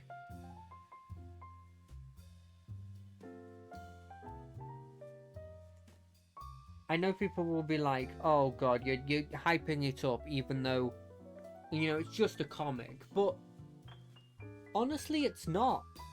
It's such a baseline for, like, what modern sort of Japanese anime is now. It is literally the one that people will, well, it's not the one, but it's one of the ones people look to and go, this is what made me do what I do now. And for good reason. Now, not everyone will admit it, but, like, some people, like I'm pretty sure the people who made My Hero Academia were like, yeah, this dude influenced me. It's insane to me. And this arc, both in the anime and in the manga, he's sort of taken it to a next level. We had the Kuma stuff, and no spoilers, but it was one of the best things I've seen out of One Piece ever, honestly. The sort of the backstory you get for him makes you fall in love with this character that you sort of already liked all before, but now you absolutely you just fall in love with. Because of just the things you see. And then you have the sort of the fights you see in it, and you see all these fights with people that you've seen before and that have had a huge effect on the sort of Straw Hat crew in general, and you get to see them have these rematches, and you know, seeing the difference in the power level between them and the difference in the attitude because of that. And it's like you've seen this, you know, these characters like grow up and stuff, that I think is incredible to see. And then you have what the anime's doing, which started off they started off near the end of Wano, around Gear 5th, but the animation's just taken, you know, it's just gone up. Now, don't get me wrong, the anime falls into what I like to call the Dragon Ball Z trap of, you know, last time on Dragon Ball Z, here's 5 minutes telling you what happened last time. Now the intro, that's another 3 minutes. Now there's going to be a bunch of reaction shots in it, so you're only getting really like, you know, maybe like 20% of new stuff. Like, it has a real problem of like not making enough for an episode and then serving it as an episode, but it's incredibly good, in my opinion, animation wise, to see these battles being done. And I had already seen them, obviously, because of being in the manga being ahead, but the way they've extended the battles and the way that they, you know, make them move in ways that you can't ever see when you're, what's the word? You can't ever see when you're just reading a page, right? Because you'll have maybe one, maybe two shots of them clashing, but that's all you really see for a battle. Whereas like in the anime, it's this like incredible scene that properly gets you into the whole thing again. And gosh, seeing some of the cover story stuff that, you know, it was just a page and they've extended it into this whole scene, and you're like, gosh, this is so cool.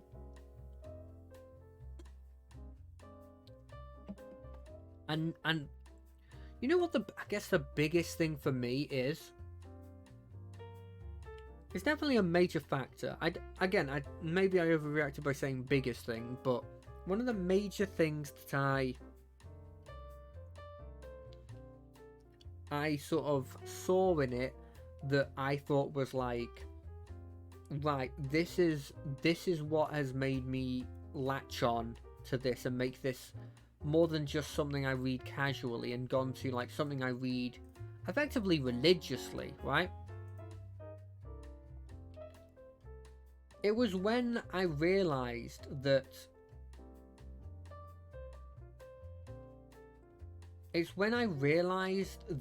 the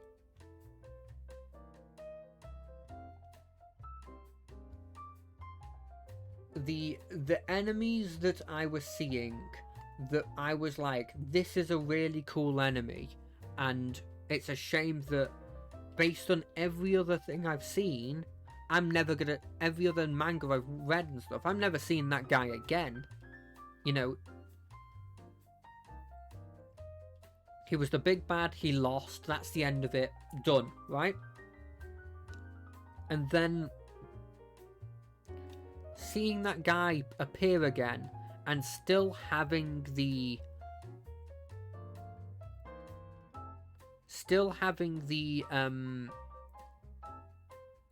what would the word be? Still having the importance to the story that I didn't really expect him to have after, you know, he's done his bit, was insane to me.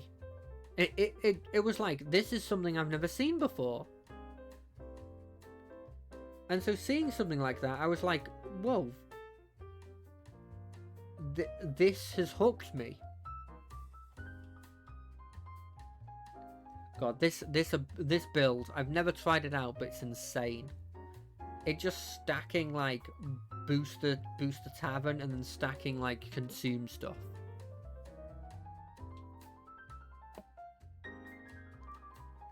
But yeah, I think the fact that, yeah, you can get into the characters, and someone like, say, Katakuri that I really, really like, I know now that, even though I really like that character, in most stuff I'd be like, well, that's really cool, but I guess he's never going to appear again. Now I know, oh no, he could appear again. And in fact, there's been hints that he will appear again. And I'm like, cool, this is great.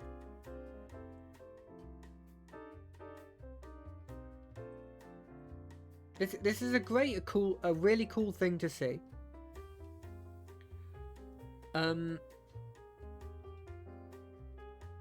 Yeah, I mean, because of that, it's become this big thing, and I'm really glad that it's having all the hype, especially from the live action that came out last year, that people were like, oh god, I don't even know what One Piece is, but I love this. I do wonder how they're going to adapt the later stuff, because the later stuff, but the proportions get wackier and wackier. And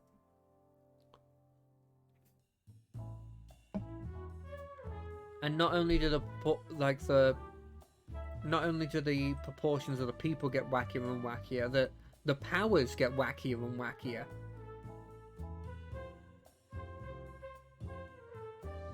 So, I don't know. We'll see what happens.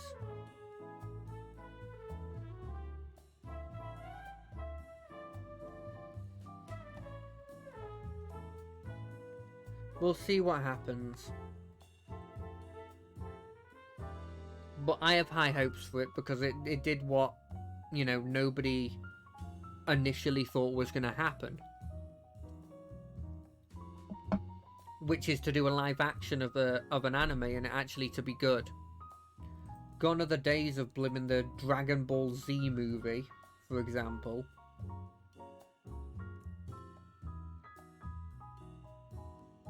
Gone are the days of blimmin' like, I guess like Avatar: The Last Airbender, the other one. You know, those kinds of ones. So, we'll see. Right, I know I've been talking about One Piece for a long time now, so let's go on to something. Let's go on to talking about something that's a bit more.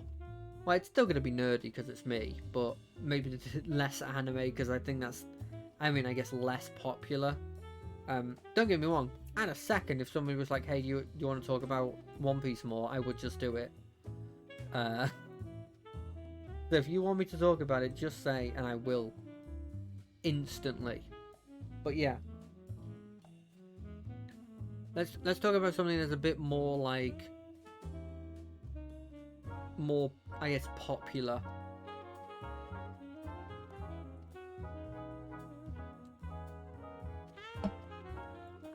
So, as I said before, I'm I did the first D&D session, right? In fact, you know what I'm gonna do? I'm just gonna keep just switching this, because why not? So now talking about the ND update. Cool. So I've played a paladin before, but I think generally, I don't know, I've always had mixed feelings about it. I've always looked at half-casters, and a lot of the time they feel very much like they are as bad as the martial classes. Because although you get access to all of these,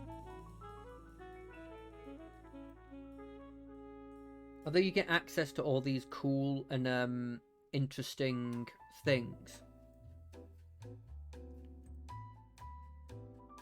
that was a genius play, by the way. That was a genius play. It probably, for most people, that's not a genius play, but for me, that's a genius play. I never think about that. That was all instinct. Anyway, I don't know. I'm very much, the more I play, the more I like the idea of playing a martial class, but then when I play them, I realize that they just don't have access to the tools that I think would be really cool. And it's the same with a paladin, because it's like, sure, you've got all these spells, but a lot of the time I feel like I'm failing if I don't use it for damage.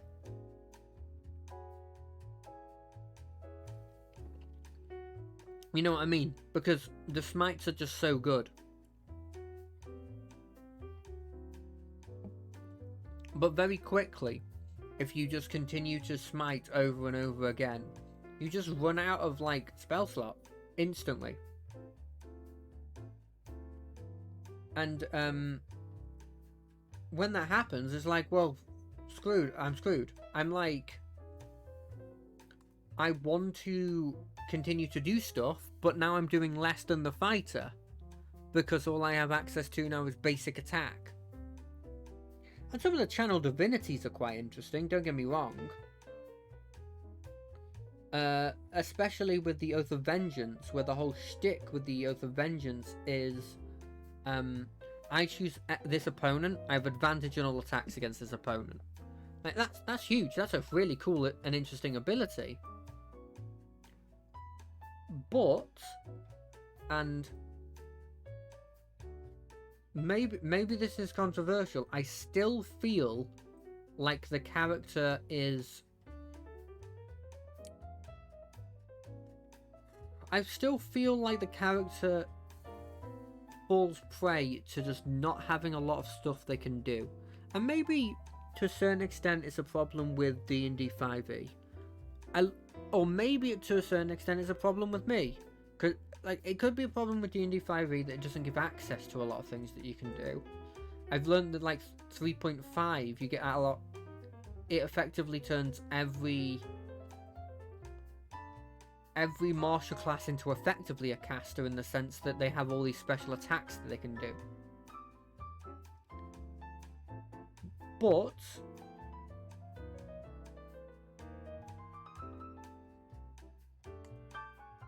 maybe, and then instead it's a problem with me, in the sense that maybe it's supposed to be that you're supposed to make it interesting by describing everything. And I'm sure to a certain extent this is true, right? At the end of the day, I should be describing everything. And I'm trying to. I said before, I'm trying to, like, describe at least how my weapon looks when this stuff is happening. But, I don't know. I find that a lot of the time, at least with the ones I've played, which is, the ones I can say I've played enough for me to have a proper opinion of, so Ranger and Paladin, I think both of them, for me, have had this problem of, I'm sitting here, and yes, I have access to... Yes, I have access to spells, but a lot of the time all I'm using these spells are to make my basic attack do better. And sure, that's literally the point, but that just means I'm a martial caster with extra steps. You know what I mean? And it's a shame. It's a real shame that I get this feeling. Don't get me wrong, I'm having real fun playing my character in the world, but that was true when I was playing the rogue and I was playing a subclass I didn't like playing, because not only did I have rogue that was, you know, it's good enough to not even need a subclass, but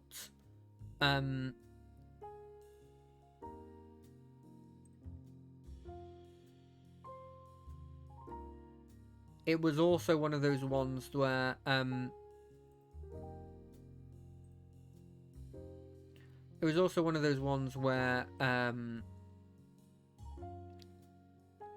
just had fun playing the character itself, right? If I'm having fun playing the character itself, it doesn't matter what class I'm playing. But if I'm having fun playing the character itself and the class is fun to play, then it's a whole different thing, right? I think that's sort of what I'm going for here, is that at the end of the day, I have no complaints about the actual game I'm playing with my friend. It's very, very fun. There wasn't a point in which I was getting bored. This is more for me thinking about, okay, at what point do I say that... At what point is this my fault, and what point is this the game mechanics' fault? And I think it is that what I want to get out of D&D involves me probably needing to realise that most of that will come from me describing it, right? I think that's the big thing. I think I need to realise very quickly that I'm supposed to be the one describing this stuff. Friendly minion. Okay, so you can't cheese it by doing that. But I could do it this one, right? That's my thinking, is I play this, battle cry, get all of the +1 attacks, then I sacrifice it immediately and get a creature out of it. That's hopefully what this one. I'm hoping it's another one of these guys. Because if I can keep feeding this guy with this guy, then I'm going to be happy. But yeah, I've been having a lot of fun with it. And to a certain extent, the higher I get up, the more access to different spell slots and more spell slots I will get, and maybe that'll change it, and cool abilities and stuff. And I can get, if I keep just taking feats, I just get access to more and interesting things that I think are decent.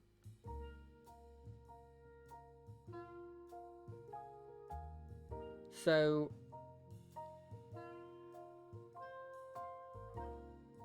we'll see. We'll see if this changes later on. It'll be interesting to, even just for me, coming back and watching this and seeing if my opinion has changed later on. Like, to see if, like, I'm like, no, I'm being an idiot here. I've actually realised that if I do X and do Y, or like, if I realise that not every spell slot has to be a smite, I actually have a lot more fun using other spells. Which I did, by the way, this is a hypothesis I've come up with, and I did try that at some point.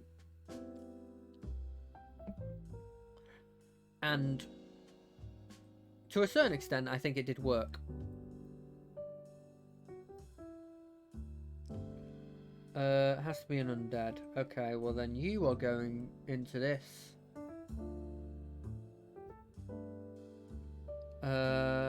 Do I up? Yeah, I'll upgrade. Actually, this is better than that, so that one will die. Which is entirely possible. I tried it a bit with this hypothesis. Like, I tried to cast like Bless on my friend, although with it only being one person, Bless was less effective. When we have a full group, it will probably be a bit more effective. I tried casting Bane on the enemies. I think the problem was, for one, they had pretty high wisdom, so they just never got baned, which, you know, it happens. Roll the dice. There's going to be some times where you cast a spell, and even if you're targeting 3 people, like I was, some of them just don't work. You know, some of them, they just all roll high.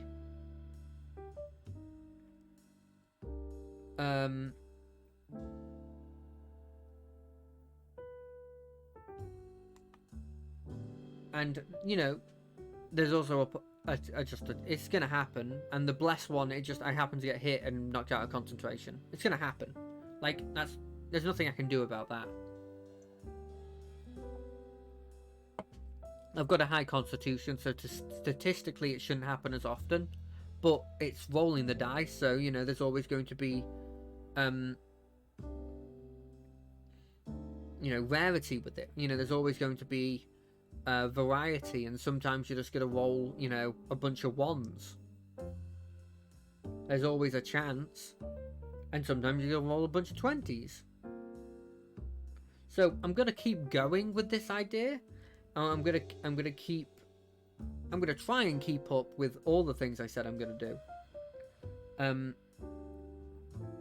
And we'll see if I can keep them up, because believe me, there's been many times that I've gone, I'm going to do X or I'm going to do Y, and then, you know, after like 2 sessions, I've completely sort of disregarded that.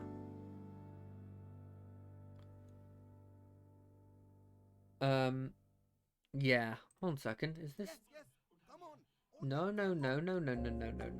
Start that up again. It's weird to get at least finish this before we leave. Do I just have this dude killed? No. No. He's too valuable to be killed. You, on the other hand. Oh, I should have actually gotten him. That was actually a mistake. And I aren't gonna get enough doing this. Oh, but actually, he might be destroyed if I get him. Oh, that's something I didn't think about. Well, we'll see. It might be worth getting this guy, who adds plus, what is it? 1, 2, 3, 4, 5, 6. Adds plus 6 attack and 5 health twice over this guy, who adds, you know, 15 attack and 5 health to it. And it's less than that because Saul loses here, which is giving him plus 5. So actually he's only giving 10. This technically in the long run does better. Plus it gives 5 inherently. So actually, that's what I want to be doing. Now that might be a last minute one that fucks me, or single-handedly has like upgraded my whole way of winning by like a lot. We'll see. Also, I think Undead with this feels like it's a very good combo.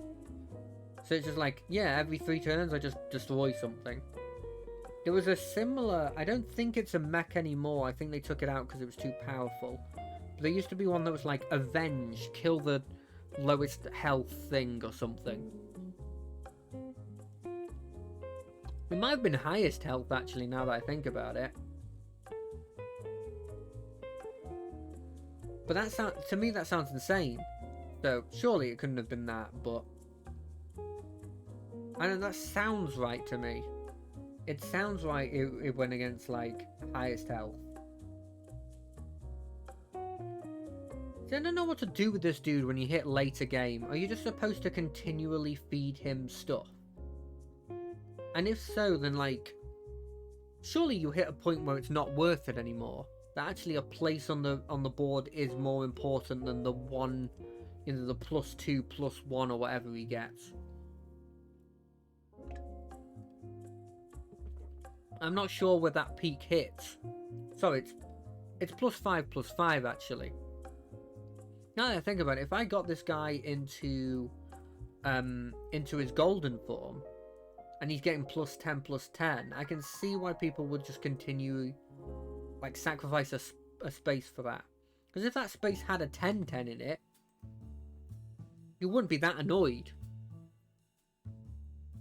I mean, there is an argument that he's from a different version of the undead build that I probably I'm not going for now, and that I should replace him with the one that avenges for one.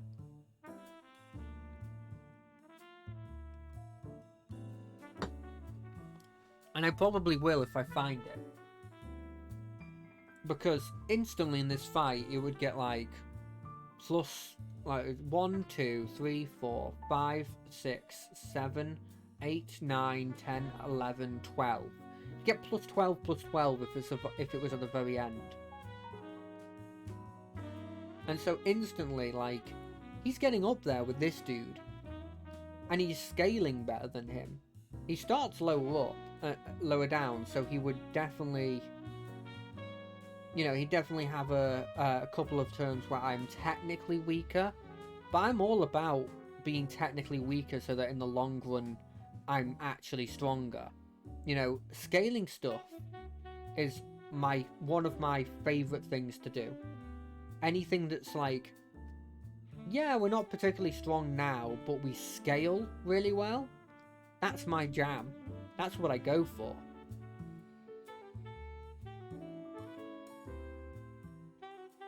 Which is weird, because these undead at this point don't actually have any form of scaling. I'll take the sore loser. There's a chance that the undead I'm talking about is technically at 6. At 6 rank. Is that a thing?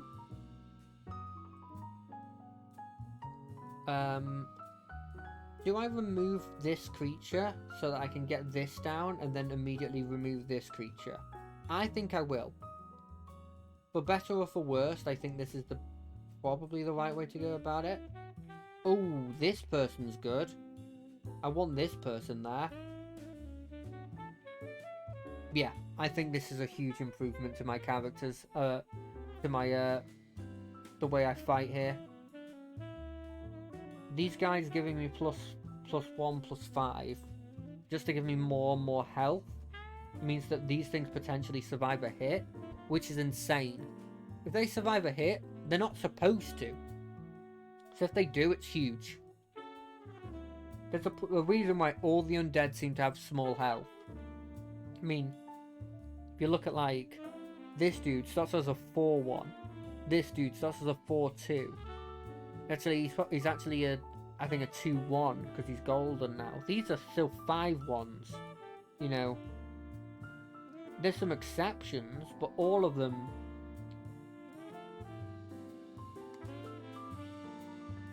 That's the whole point of them. So if they survive a hit, you know that something's going right. Or terribly wrong. I'm not sure, but I think something's going right. That's my headcanon. Why does this person have 1 damage on them? I didn't think that would be possible. Did he, like, switch their attack and defense or something? And this 10 damage, I think it's...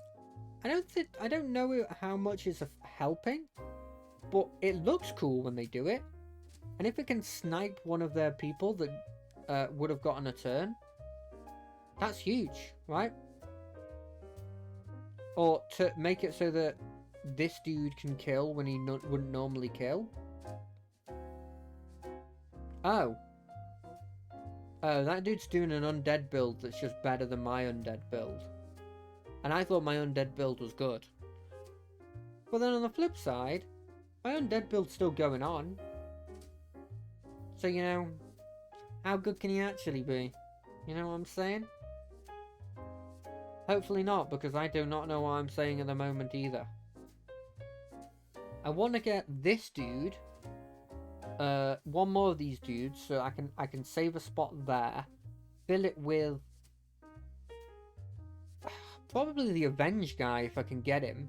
If they still have him in this. I don't know, I haven't played Undead since they seem to have done a bit of a switch around with the minions. They added that Naga that gives +1 health, but only if you only keep it permanently if you died that round, which is a very weird Naga card, but it's also undead, I think. They added the Abomination that like is a Murloc beast, which you could make an argument that Murlocs inherently are beasts, though it's a bit weird. This guy, by the way, already inherently very, very powerful. I think Sprouter out, at least early on, is incredibly powerful.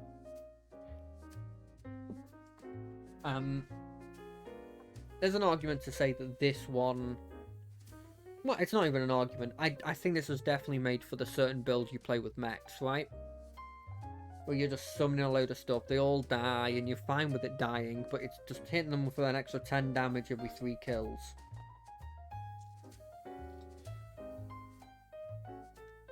And I think this dude, by the way, he's giving +6/+6, right? So, no, just +6. But still, +6 to everybody is huge. Ooh, is anyone important? It kind of was someone important. Damn, this person's also doing a better undead build than me. How are there 2 people that are doing an undead build than me? When I'm surely taking a lot of their undead from them. Does that mean that the other people are just getting a free run of blimmin' playing undead? Although it probably won't matter, I do love that this guy got enough health from all the buffs I was giving that he survived even though he had 1 health at the start of it. That's funny. Ooh, that's good. Do I win? Did I won? That's very surprising. Not only has he gone undead that I think were arguably better than mine, he also had the passive that I think is very, very good. You know what, let's use this kaleidoscope to find something cool. Like him. What do I want? You're useful, because you'll just give a random person reborn. And so I can get rid of you and replace you with these bones. If I have no better thing to pop down, you harmless boneheads will go there. Do I pivot now and get rid of this guy just so that I can get this guy? I think next turn I do. If I survive, this guy goes down. I don't know why he goes down and he gains 1, 2, 3, 4. Someone else will get this, so 4, it'll be 5, 6, 7, 8, 9, 10, 11, 12, 13. 13, 13. So he goes from being a 5-4 to being, quick maths check, 18, 17? Which doesn't seem as good as this guy. But bearing in mind that he's gone up by, 13, and this guy goes up by 5, plus you have to sacrifice a slot to him, you realise very quickly that he will be outscaled. Although, I say very quickly, a bit slower than I'd actually expect now that I think about it. And the annoying thing is, if I want to keep him, which I do until he is losing out to the other guy, I have to... Ooh! I never thought of just powering up the undead with using those people that give you all your death rattles at the very start of the game.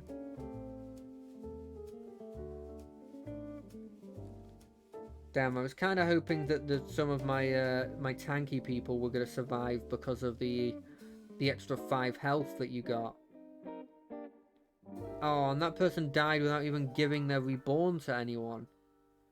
Ooh, I think I got... I think maybe I would have lost either way, but I think I got bad rolls. I think this is maybe the turning point of this person. Thing is, doing that makes it permanent, and it went on a really good person, so it means that what happened before, where that character sort of just do I play this though instead? Do I just play this guy? I kind of just want to play this guy and just destroy this dude and summon an exact copy. If I could, I'd play both of them, but for some reason I can't find a single one of these dudes to use. Maybe this will discover one. No, not a single one. What a gosh darn shame. You know what I should have done? I should have played one of these down and then immediately sacked it. That was a rookie move I did there. Rookie move. And now there's no space until I get one of these. And they're not the highest thing to see. You know, the highest rarity to see. Not the worst, but they're not the best. I could have gone all in and bought myself a 6-tier unit and then just immediately use this.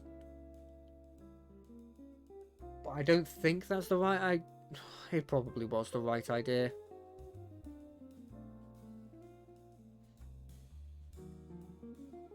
I really don't want this guy to be first, because that means I don't get my buffs early on. But I also don't want him to eat anything. And you can't just turn off the eat. You have to put him in that slot so that he doesn't eat anything on his left. Oh, I forgot that doesn't summon a reborn guy. That arguably is not actually a buff then.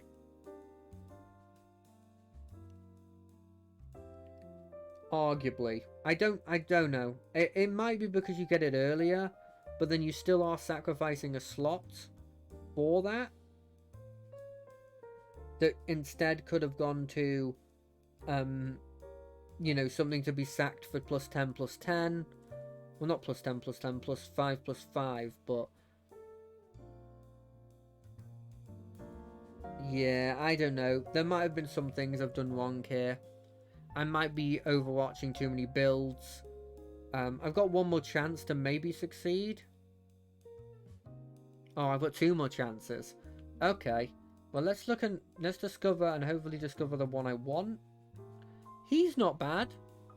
But I wanted that. Oh, and he stayed permanently like that. No, this wasn't a good decision. This wasn't a good decision at all. Okay, I've got another turn.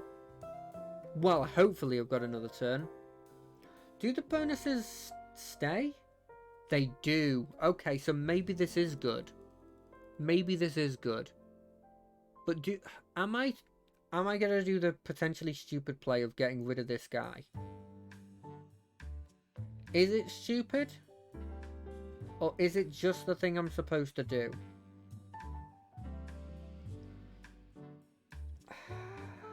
I don't know. I really don't know if this is the play. And do I play this guy instead of playing this guy? I think I do. I'm doing it. I'm doing it. This could be the worst play I've done. But I can't think about it for too long. We're going to use this time to get rid of some things that are here. That guy is really good. We're gonna play this, we're gonna do this, we're gonna do this. We're gonna play this guy. Okay. Let's see if this changes anything. I'm surprised that didn't count as a summoning a minion. I think I might lose against this dead person. Oh, and he instantly killed that guy. Now, is plus... so that gives me +6 attack, right? It might be +12 attack, because I think I have him in golden. It might be worth... maybe if I survive this, which is up in the air at this point. Nope, I just lost. Never mind. I'd be interested to see specifically when I should have pivoted. You know, that place in which the +5/+5 wasn't good enough anymore, and I should have been focusing on something else. But I mean, the top 3 were all using undead, which shows that I don't know what it shows. I really don't know what it shows. That shouldn't happen realistically in a game. You should all be different tribes. You know, to the limit you can actually do it. Anyway, it was nice seeing everyone. It was nice talking to everybody, and I hope you all have a good week. If you don't watch my Wednesday stream, if you do watch my Wednesday stream, I hope you have a good couple of days. Thank you to all that chat. All that were chatting. The one person that was quite obviously a bot, and the other person not so much. It was nice somebody that just came in to ask how I was doing. I wish we could have talked more. Maybe my response didn't come fast enough, and you thought I was ignoring you. I hope that's not the case. I wish everyone has a good time. I've been JD Moss. See you guys. Bye.